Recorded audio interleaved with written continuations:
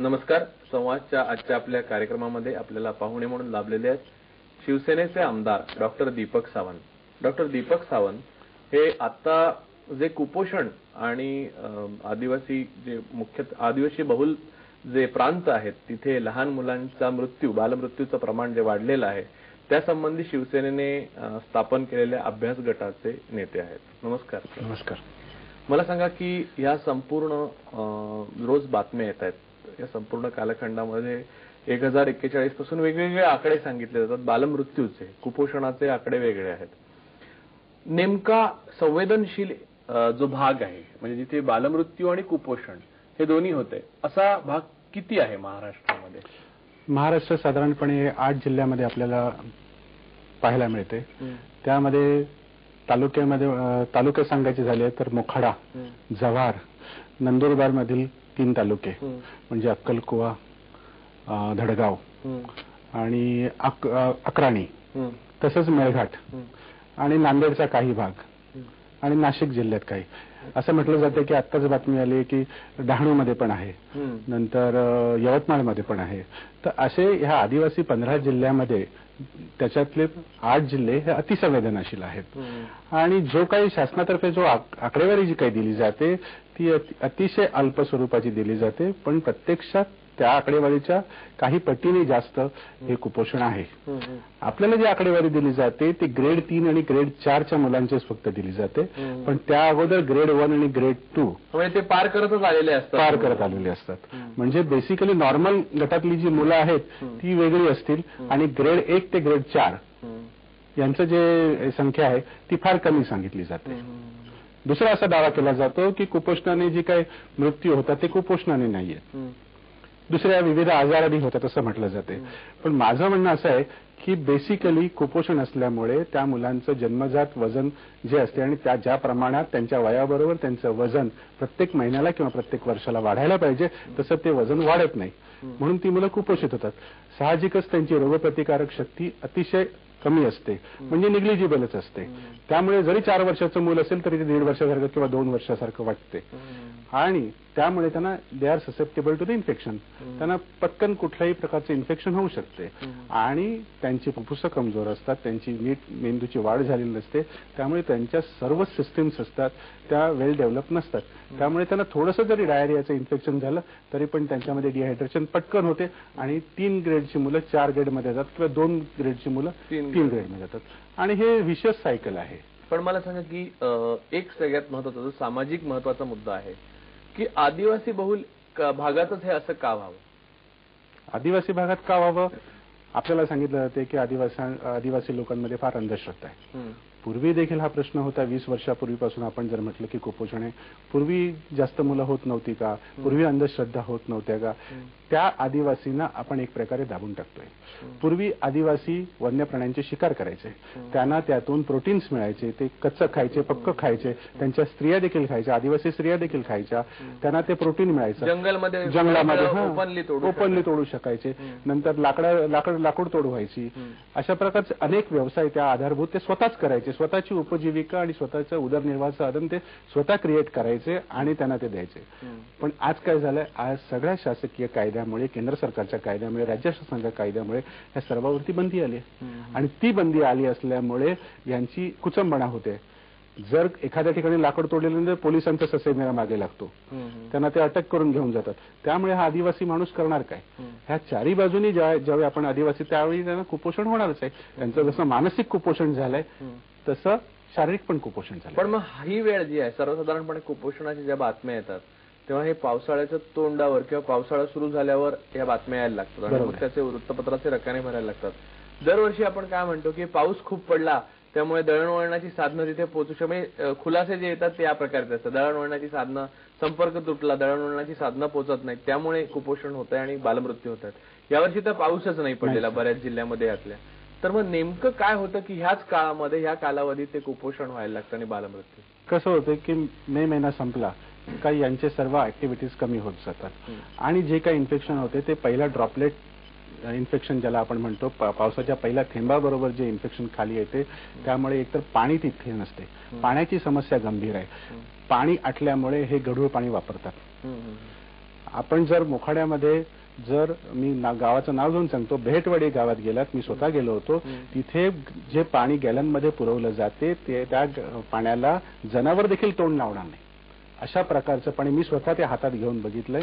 आणि जरी शासन जरी करत असेल की आम्ही पाण्याचे नमुने घेतो, तरी पण अशा प्रकारचं काही होत नाही. पाणी मिळत नाही, त्यामुळे ते दूषित पाणी पितात.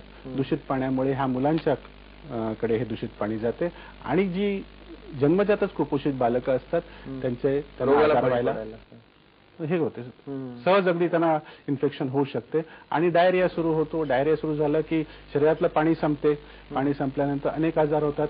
मग मेंदू ज्वर होतो, कधी काय होते, कधी ब्रॉन्कोनिमोनिया होतो, अशा प्रकारे होतो. आणि पावसाबरोबर जे काही ड्रॉपलेट इन्फेक्शन येते ते पण देखील व्हायरल फीवर होतो त्यांना, त्यामुळे देखील ते आजारी पडतात. त्यामुळे हे सर्व गोष्टी ज्या आहेत ह्या पावसाळ्याच्या सुरुवातीला येतात. वास्तविक शासनाने यावेळी पावसाळ्याच्या पूर्वी याची काळजी घेणं आवश्यक आहे. त्या गावाला पाणी पुरवठा करणं आवश्यक आहे. म्हणजे मुंबईपासून 100 किलोमीटरवरती जर पाणी पोहोचत नसेल पाण्याचे टँकर, मी मोखाडा गावातली गोष्ट सांगतो. मोखाडा गावची अशी परिस्थिती आहे जी अतिसंवेदनशील आहे. आपण अक्कलकुवात जा, तिथे पाण्याची कमतरता आहे, म्हणजे टंचाईच आहे. तिथे टँकरने पाणी पुरवलं जात नाही. तिथे जे पाणी पुरवलं ते गॅलन मधून पाणी पुरवलं जाते आणि गॅलन मधलं पाणी हे अतिशय अशुद्ध असते. मोखाडा ग्रामीण रुग्णालयाला जर पाणी मिळालं तर गावाला पाणी मिळत नाही, गावाला पाणी मिळालं तर ग्रामीण रुग्णालयाला. आणि मग त्यांचे इन्फेक्शन कसं वाढत जाते की चादरी धुतल्या जात नाही, हॉस्पिटलची स्वच्छता होत नाही, त्यामुळे तिकडे इन्फेक्शन वाढायला वाव मिळत जातो आणि अशा प्रकारे क्रॉस इन्फेक्शन होत होत ते घरोघरी पसरते. आता मला एक सांगा, तुम्ही विरोधी पक्षातर्फे म्हणजे शिवसेनेतर्फे हा संपूर्ण अभ्यास केलेला आहे सगळ्या प्रकरणांचा, सगळ्या जिल्ह्यातला जो बालमृत्यू आणि कुपोषणाचा. मला सांगा की व्यवस्था म्हणून सरकारची काय सिस्टीम आहे की जी ह्या प्रकारचे बालमृत्यू आणि कुपोषित बालकांची जी समस्या आहे त्यासंबंधी काम करते. म्हणजे ती करते की नाही ह्याच्यावर आपण नंतर येऊ, पण आधी नेमकी ती व्यवस्था नेमकी काय आखलेली काय आहे, म्हणजे जी चौकट आहे जी आपल्याकडे व्यवस्थेची त्याच्यामध्ये नेमकी काय व्यवस्था आहे की ह्याच्यावर उपाययोजना केली जाऊ शकते. या प्रश्नाच्या उत्तरावर येण्याअगोदर एक ब्रेक घेऊया. एकच न्यारा अमृता प्यारा संघावाती जगतीचा सामर्थ्याचा मार्गयशाचा समृद्धीची कथा सांगतो. साठी कष्ट करावे लागतात. समाजाला दिशा दाखवणं हे तर आणखी अवघड काम आहे. एक कलाच म्हणा ना. आणि आजच्या तरुण पिढीमध्ये अमाप उत्साह आणि नेतृत्वाचे गुण आहेत, पण व्यासपीठ नाही. आणि आनंदाची गोष्ट ही आहे की ETV आता तुम्हाला संधी देत आहे तुमचे नेतृत्वाचे गुण दाखवण्याची. मी झालो तर आता विचार करा, कागदावर लिहा आणि आम्हाला लवकर कळवा. ETV निवडणार आहे तुमच्यातला किंवा तुमच्यातले भावी मुख्यमंत्री. बिनधास्तल्या झालो तर किंवा झाले तर. आणि आता लिहा 23 ऑगस्ट पर्यंत. ETV मराठी 31 कोलसाइट house, Shah industrial estate off Veera Desai road, Andheri पश्चिम, मुंबई 400053. आम्ही भावी मुख्यमंत्री. ब्रेक नंतर संवाद मध्ये व्यवस्था काय आहे की जी काम करते ह्या सगळ्यावर. या सर्वांवरती मेळघाट पॅटर्न म्हणून युतीच्या काळामध्ये अस्तित्वात आला. यामध्ये नवसंजीवनी योजना आहे. आता आपण म्हणतो की आदिवासी बायकांना मुलं जी आहेत ती वारंवार होत असतात, म्हणजे याला मल्टीपॅराज असतात. त्यांची प्रेग्नन्सीमध्ये गरोदरपणामध्ये व्यवस्थित काळजी घेत नाही, कारण त्यांचं लग्न लवकर होते, त्यामुळे त्या अकाली माता बनतात. यासाठी कुटुंब नियोजनाचं काही पोचलेलं नाहीये. त्यासाठी शासनातर्फे 400 रुपये मातृत्व अनुदान योजना म्हणून आहे. त्या बाईला साधारणपणे 5व्या ते 6व्या महिन्यामध्ये 400 रुपये मिळायला सुरुवात होते.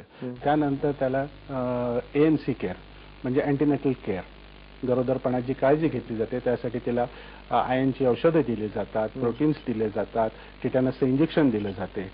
पण ह्याची जबाबदारी जिल्हा परिषदेकडे आहे. जिल्हा परिषद हे देते असं म्हणते, पण त्याची नोंद तुम्हाला ग्रामीण किंवा रुग्णालयात किंवा प्राथमिक आरोग्य केंद्रात मिळणार नाही. म्हणजे ती बाई आली की नाही ह्याचं रेकॉर्ड, ती लाभार्थी आहे की नाही हे मिळणार नाही. त्यानंतर ही जी कुपोषित मुलं असतात त्यांना एक विशेष आहार दिला जातो, खिचडी दिली जाते. दिली पाहिजे. दिली जाते असं म्हणतात, पण बऱ्याचदा ती खिचडी दिली जात नाही. आमच्यासारखे कोणी नेते गेल्यानंतर ती खिचडी चांगली असते, नाहीतर ती खिचडी अशीच असते आणि अतिशय निकृष्ट पद्धतीचं अन्न या लोकांना खायला मिळते. म्हणजे खिचडीचे तांदूळ जर बघितले तर ते इतके म्हणजे वाईट परिस्थितीत असतात. चणे आम्ही कालच पाहिले, चणे पाहिले, त्या चण्यामध्ये अर्धा कचरा होता. म्हणजे प्रोटीन म्हणून आपण त्यांना चणे देतो, चवळी देतो किंवा मूग किंवा मटकी देतो, पण ते देखील अतिशय भ्रष्टाचार होतो असं तुम्ही म्हणाल का? भ्रष्टाचार आहे, टोटल भ्रष्टाचार आहे यामध्ये. तसंच जर एखादा कुपोषित बालक जर ऍडमिट असेल तर त्या कुपोषित पित्याचा रोजगार बुडतो. म्हणून शासन त्याला 40 रुपये रोजगारापोटी देते रोज. वास्तविक शासनाच्या नियमाप्रमाणे हा 40 रुपये त्याच्या रोज संध्याकाळी हातात पडले पाहिजेत, कारण त्याचं पोट हातावरती आहे. त्यामुळे जर हे 40 रुपये त्याच्या हातात नाही पडले तर तो दुसऱ्या दिवशी मुलाला बकोटीला मारतो आणि तो बाहेरचा रस्ता पकडतो. कारण ज्याच्याकडे तो लेबर कॉन्ट्रॅक्ट वरती असतो किंवा मजुरीवरती असतो, तो माणूस 2 दिवसाच्या वरती ह्या कामावरती नाही आला म्हणून काढून टाकणार ही त्याच्या मनात भीती असते. घरी 4 मुलं आणखीन असतात, ती आईची वाट बघत असतात. अशा प्रकारचे सर्व भीषण चित्र आहे. तर ते 40 रुपये यांना कधीही मिळत नाहीत वेळेवरती. 8-8 दिवसांनी जिल्ह्यामध्ये कुठल्याच जिल्ह्यामध्ये असं मी स्वतः पाहिलं नंदुरबारला, की नंदुरबारला मला सांगितलं गेलं की 40 रुपये आम्ही 8 दिवसांनी घेतो. 8 दिवसांनी देतो. का देता 8 दिवसांनी? नाही, तो पेशंट इथे राहायला पाहिजे ना, म्हणून आम्ही 8 दिवसांनी देतो. वास्तविक पेशंट म्हणजे जे बालक असते, पेशंट म्हणून जे ऍडमिट केलेलं असते, त्याला जर 40 रुपयांना पिता घेऊन जाणार आणि ते एकदा बालक बाहेर जाऊन त्याचा मृत्यू झाला की त्याची सरकार दप्तरी नोंद नाही. म्हणजे मग कुपोषणाचे आकडे तुम्हाला किंवा कुपोषणाचे बळीचे आकडे, मृत्यांक तुम्हाला कसा मिळणार? हा बेसिक प्रश्न आहे. म्हणजे शासकीय यंत्रणा असताना बाहेर ढकलते आणि मग मृत्यूची नोंद होत नाही. असंच जन्माच्या बाबतीत देखील आहे. किती बर्थ रेट किती आहे, इन्फंट मॉर्टॅलिटी रेट किती आहे, हे आज शासकीय आकडेवारी जी आहे ती सर्वस्वी चुकीची आहे. कारण त्यांनाच प्रोव्होक करतात की तुम्ही बाहेर जा, पैसे दिले नाही काय तो आपोआप बाहेरचा रस्ता धरणार आणि मग त्याच्यावरती एखादा अंगठा उठून घेणार. तुला जायचं ना, याच्यावरती अंगठा उठव. तो विचारात जायचं आहे म्हणून पोटाचे खळगी भरण्यासाठी तो अंगठा उठवतो आणि तो निघून जातो. त्याच्यावरती काय लिहिलं जाते ते त्या डॉक्टरांना माहिती किंवा त्या अधिकाऱ्यांना माहिती. हे 40 रुपये वास्तविक लोकांना दिले पाहिजेत. वास्तविक यांना पाड्यावरती जाऊन, समजा एखादं कॉक्सचं पेशंट असेल तर डॉट सिस्टीम आता सुरू केली आहे. कारण ह्या मुलांमध्ये इम्युनिटी कमी असल्यामुळे टीबी असतोच, तिथे जाऊन दिली पाहिजे. तर ते औषध, डॉट्सचं औषध देखील, डॉट्सची सिस्टीम आहे ती फॉलो केली जात नाही. पाड्यावर जाऊन त्यांना दिलं जात नाही. ह्यांना जी औषधं दिली जातात ती औषधं अतिशय टाकाऊ असतात. टाकाऊ म्हणजे जी आउटडेटेड औषधं असतात. उदाहरणार्थ निलिडिक्सिक ऍसिड. आज कोणीही निलिडिक्सिक ऍसिड सहजासहजी वापरत नाही. पाश्चात्य देशात बॅन ही गोष्ट जरी खरी असली तरी आपल्याकडे जरी चालू असेल तरी ठराविक लोक फार त्याचा वापर कमी करतात, कारण त्याचे साईड इफेक्ट्स खूप आहेत. म्हणून निलिडिक्सिक ऍसिड बंद होण्याच्या अगोदर कंपनीने या शासनाकडे स्टॉक देऊन टाकला. शासनाने तो विकत घेतला आणि आज सर्रास हॉस्पिटलमध्ये, प्रत्येक पीएचसी मध्ये 14-14, 15-15 बॉक्स ह्या निलिडिक्सिक ऍसिडचे आहेत. तापाची औषधं, साधं क्रोसिन सिरप तुम्हाला मिळणार नाही किंवा पॅरासिटामॉल सिरप मिळणार नाही प्लेन. किंवा ह्या लोकांना बी कॉम्प्लेक्सची औषधं आहेत जी पेडियाट्रिकसाठी, ती मोठ्या मुलांना जी वापरतात किंवा मोठ्या बायकांना वापरतात तीच बी कॉम्प्लेक्सची. कारण प्रत्येकाचं प्रमाण शेवटी वेगळं आहे. ह्या मुलांची पचन संस्था इन्फंट्सचं वेगळं आहे. पचन संस्था फार नाजूक असते. एक तर कुपोषित असतात, त्यांना अशा प्रकारचे हायर अँटीबायोटिक किंवा हाय प्रोटीन दिलं उलट डायरिया होऊन जास्त. पण मग एवढ्या मोठ्या प्रमाणावर औषध खरेदी करण्याचं कारण काय असं? भ्रष्टाचार, टोटल भ्रष्टाचार. कारण कंपनीला आता कळलं की आता आपलं औषध चालणार नाही, त्यामुळे त्यांनी ते शासनाकडे बेस्ट गिराईक, कस्टमर इज गव्हर्नमेंट, जे काही बाहेर चालत नाही ते गव्हर्नमेंटला विकायचं. आणि यामध्ये सर्व अशी भ्रष्टाचाराची चेन आणि ते विकलं गेले. आणि आज प्रत्येक जर आपण बघितलं तर 14-14, आता माझ्या दौऱ्यानंतर हे मला वाटते काढून घेण्यात आलंय. पण बाकी आता परवापर्यंत मोखाड्यामध्ये होतं, नंदुरबारमध्ये आहे, मेळघाटात आहे. प्रत्येक ठिकाणी ह्या औषधांचा साठा आहे. मी असं नाही म्हणत की ते औषध वाईट आहे, पण ते औषध इन्फंटमध्ये सहजासहजी वापरलं जात नाही. प्रायव्हेट प्रॅक्टिसमध्ये तर मुळीच वापरत. दुसरी काही चांगली औषधं आहेत. शासनाने युद्ध पातळीवरती जर शासनाला खरोखरच प्रयत्न करायचे असेल, जर पॉलिटिकल विल असेल, तर आता नवीन औषधं चांगली आलेली आहेत की ज्याच्यामध्ये ट्रायग्लिसराइड्स, ह्या मुलांना आवश्यक असलेले फॅटी ऍसिड्स आहेत. अशी औषधं शासन का ताबडतोब खरेदी करत नाही? ती का GR ची वाट बघतात? बाकीच्या गोष्टी तुम्ही टेंडर मागवता, दुसऱ्या राज्याचं टेंडर मागवून इकडेची औषधं खरेदी करतात.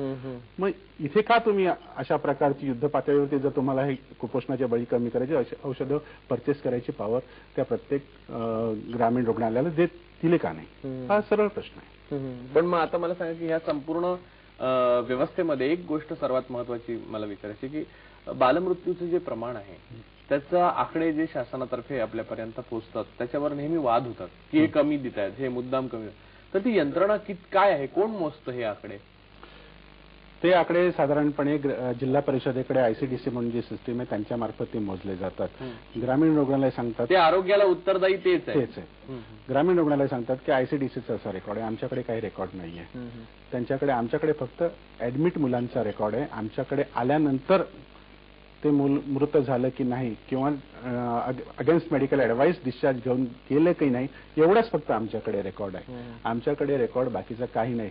वास्तविक शासनाने पाडा स्वयंसेवक योजना यासाठीच राबवली. पाडा स्वयंसेवक योजनेमध्ये काय की पाड्यावरती जन्माला येणारं प्रत्येक मूल याची नोंद व्हायला पाहिजे. त्या अंगणवाडी सेविकेकडे ह्याची नोंद व्हायला पाहिजे. ते मूल ग्रेड 1चं आहे, ग्रेड 2चं आहे, ग्रेड 3चं आहे, ग्रेड 4चं आहे, ह्याची नोंद व्हायला पाहिजे. आता दुसरी फसवणूक कशी केली जाते, यांचा वजनाचा काटा. ग्रेड ठरवण्यासाठी वजन आणि वय याचा समन्वय साधला गेला पाहिजे. 50% अपेक्षित वजनाच्या पेक्षा 50% जर कमी वजन असेल तर ते मूल ग्रेड 4च्या बाहेर गेलं पाहिजे, पण किंवा ग्रेड 4 मध्ये त्याला घेतलं पाहिजे. पण आज वजनाचा काटाच बरोबर नाही. तुम्हाला 0 ऍडजस्ट करून जर तुम्ही दुसऱ्यांदा बघितला तर 0 पुन्हा त्या 0 वरती येणार नाही, ही वस्तुस्थिती आहे. मग जिथे एकेका म्हणजे काही ग्राम्सनी वजनात इकडे तिकडे मुलं होऊ शकतात, 3 मधून 4 मध्ये किंवा 3 मधून 2 मध्ये होऊ शकतात. जर वजनाचा काटाच बरोबर नसेल तर काय करणार तुम्ही? म्हणजे बेसिक इथेच लेख आहे, ज्ञानवाची मेक इथेच आहे. दुसरी गोष्ट अशी आहे की ज्यावेळी आपण वजन आणि ह्याचं देतो त्यावेळी त्याची नोंद व्हायला पाहिजे. अंगणवाडी सेविकेकडे ही माहिती असते. अंगणवाडी सेविका त्याप्रमाणे त्याचा आहार तयार करत असते. म्हणजे तेवढं तिला धान्य येते सरकारकडनं, आणि हे धान्य आल्यानंतर त्याची खिचडी बनवून किंवा जे काही प्रोटीन डाएट असेल ते त्यांना रोजच्या रोज द्यायला पाहिजे.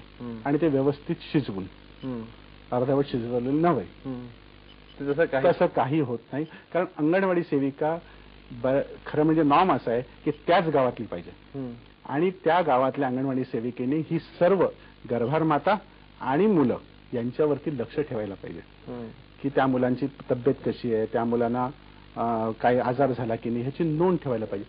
पण तशा प्रकारे नोंद ठेवली जात नाही, कारण ती 2 किलोमीटर किंवा 3 किलोमीटरवरून येते.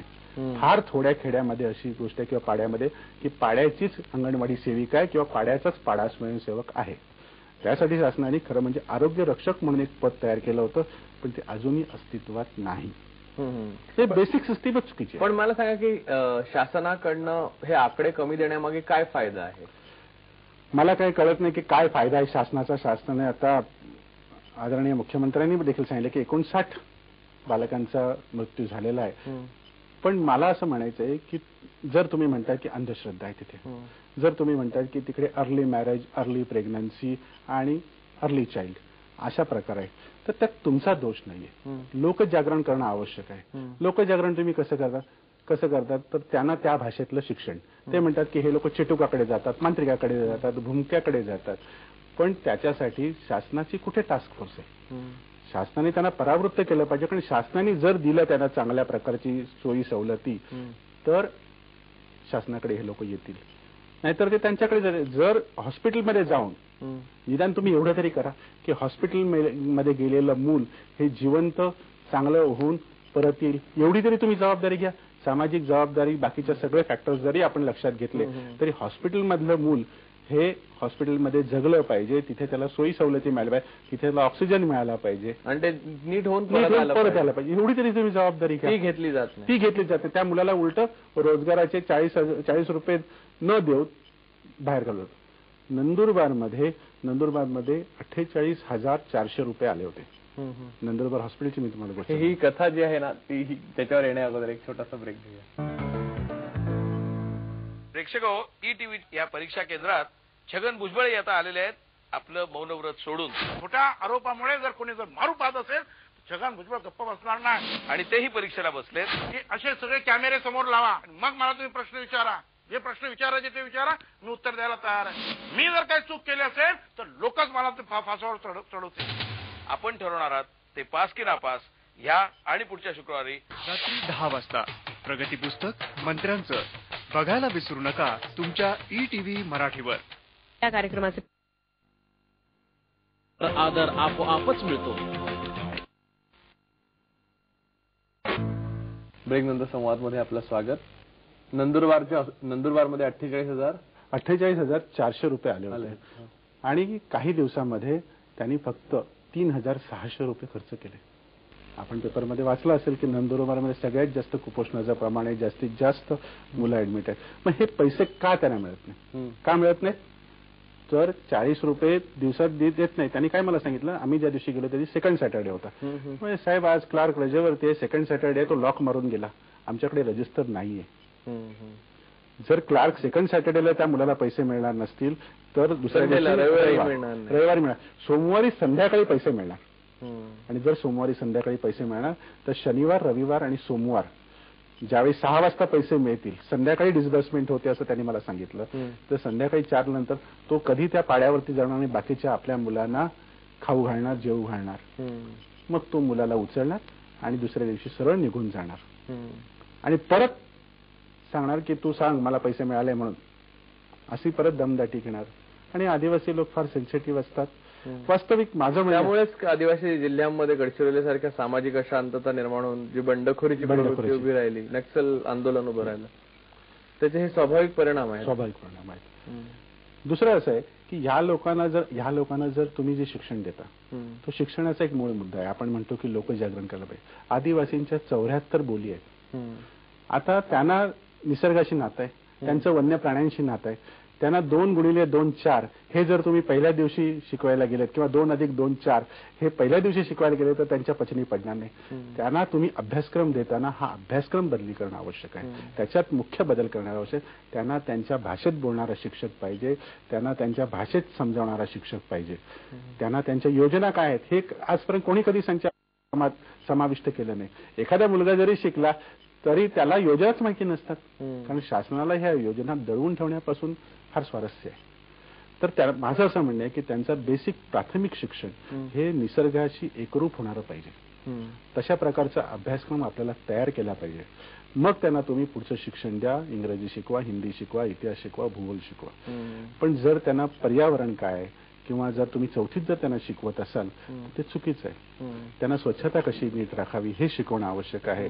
आजार कोणते कोणते आहेत, तुम्ही कधी डॉक्टरकडे जायला पाहिजे, का जायला पाहिजे, हे तुम्ही अभ्यासक्रमात टाकण्यापेक्षा तुम्ही 1-to-1 कॉन्व्हर्सेशननी त्यांना ते शिकवणं आवश्यक आहे. मौखिक शिक्षण आवश्यक आहे असं मला वाटतं. उगाच जो मुंबईतली मुलं जो अभ्यासक्रम शिकतात किंवा जी शहरातली मुलं शिकतात तो त्यांना ठोकळा पद्धतीने करणं चुकीचं आहे. इथून बेसिक सुरुवात व्हायला पाहिजे. दुसरं सांगितलं होतं की ही मुलं मांत्रिकाकडे जातात. साहजिकच आहे, ज्यावेळी 2 दिवसानंतर हॉस्पिटलमध्ये राहून योग्य ट्रीटमेंट मिळत नाही त्यावेळी मानसिक दृष्ट्या तरी काहीतरी आधार पाहिजे, तो काहीतरी तुम्ही द्यायला पाहिजे. तोच त्यांना मिळत नाहीये. मग ती मांत्रिकाकडे जातात. मांत्रिक त्यांना साहजिकच, का तुमच्याकडे पोलीस नाहीये त्या मांत्रिकाचा बंदोबस्त करायला, का तिथे आपलं बळ वापरलं जात नाही. तो मांत्रिक त्यांच्यासाठी सायकॅट्रिस्टच आहे. सायकॅट्रिस्ट आपल्या मुलासाठी आपण काहीतरी केलं त्यामुळे ते जातात, कारण तिकडनं त्यांना आधार मिळतो.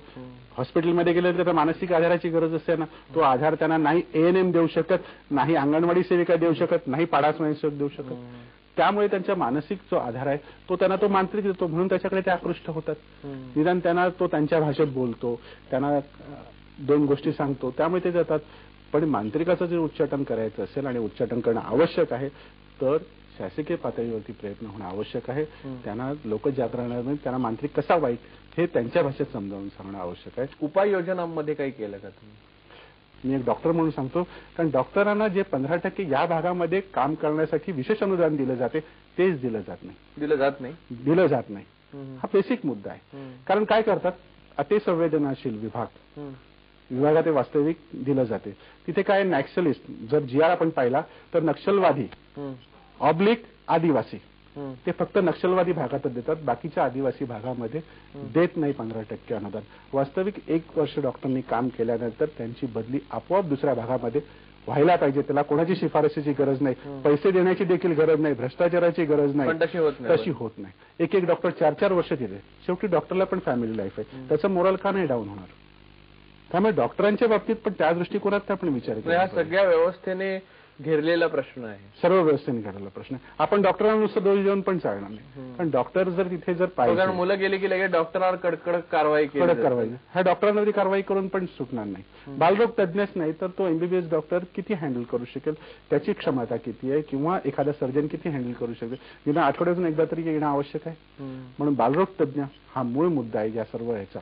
आणि डॉक्टरांना तुम्ही संपूर्णपणे अशा प्रकारच्या कोणत्याही शिपाई 1 वर्ष काम करा, तुम्ही आपोआप तुमची बदली शहरी भागात होईल. म्हणजे त्यांना निसंदिग्धपणे त्यांना माहित पाहिजे की मला कोणाची शिफारस लागणार नाही, म्हणजे त्यांना आश्वस्त करायला पाहिजे. ही गोष्ट महत्वाची आहे. तरच ही ग्रामीण आरोग्य केंद्र जे आहे ते चांगल्या प्रकारे चालतील. आणि त्यांना औषधाचा पुरवठा, त्यांचे हात बांधले जाता कामा नये, त्यांना योग्य उपकरणं पाहिजेत. उद्या समजा ऑक्सिजन द्यायचं असेल तर ऑक्सिजनचा सिलेंडर तर पाहिजे, तिथे नाहीये. किंवा ह्या मुलांना ऑक्सिजन ह्युमिडिफाईड करून द्यावा लागतो, साधा ऑक्सिजन देऊन चालत नाही, तर त्या प्रकारची यंत्रणा पाहिजे, सीपॅप मशीन पाहिजे. अशा प्रकारची काहीच आपण जर दौरा केला तर कोणत्याही प्रकारची अल्ट्रा मॉडर्न जी आहे, आपण जरी 22व्या-21व्या शतकामध्ये जरी असलो तरी देखील अशा प्रकारची कोणती यंत्रणा नाही. ही दुर्दैवाची गोष्ट आहे. आणि आपण फक्त केरळाशी तुलना करतो, राजस्थानची तुलना करतो, मध्य प्रदेशची तुलना करतो. महाराष्ट्र हे प्रगत राज्य आहे. कुपोषण होणं म्हणजे महाराष्ट्राला कलंक आहे. मला सांगा की सगळ्या योजना, सगळी व्यवस्था योग्य, अखेरचा प्रश्न विचारतो तुम्हाला, सगळ्या योजना सगळं नीटपणे राबवलं तर हा प्रश्न मुळातून सुटायला किती कालावधी जायला लागेल? तरी पण एक 5 वर्ष तरी लागतील. 5 वर्षाचा कालावधी जर आपण आज टास्क फोर्सची अपॉइंटमेंट केली आणि फक्त यामध्ये कुठल्याही प्रकारचा पॉलिटिकल इंटरफिअरन्स न करता, मी राजकारणी असून सांगतो की पॉलिटिकल इंटरफिअरन्स न करता जर डॉक्टरांना पूर्ण स्वातंत्र्य दिलं, कुठल्याही प्रकारचा भ्रष्टाचार जर होऊ दिला नाही, आणि नवसंजीवनी योजना आणि मेळघाट पॅटर्न हा व्यवस्थितपर्यंत राबवला. कारण मेळघाट पॅटर्नमध्ये पाड्याचे रस्ते आहेत, हा एक ट्रान्सपोर्टेशन हा एक महत्वाचा भाग आहे. ते रस्ते जर ताबडतोब जर केले तर हा प्रश्न पुढच्या 5 वर्षामध्ये सुटू शकतो. निदान कुपोषणाचं प्रमाण आपण 50% कमी करू शकतो आज जे आहे त्यापेक्षा. डॉक्टर दीपक सावंत, तुम्ही एवढा अभ्यासपूर्ण या संपूर्ण प्रश्नाची मांडणी, त्याचं विवेचन केलं आमच्या इथे येऊन, त्याबद्दल ईटीव्हीच्या सर्व प्रेक्षकांतर्फे मी आपले आभार मानतो. धन्यवाद. आपल्याला आमचा कार्यक्रम कसा वाटला यासंबंधी पत्र, ईमेलद्वारे आम्हाला जरूर कळवा. आमच्याशी पत्रव्यवहार करण्याचा पत्ता आहे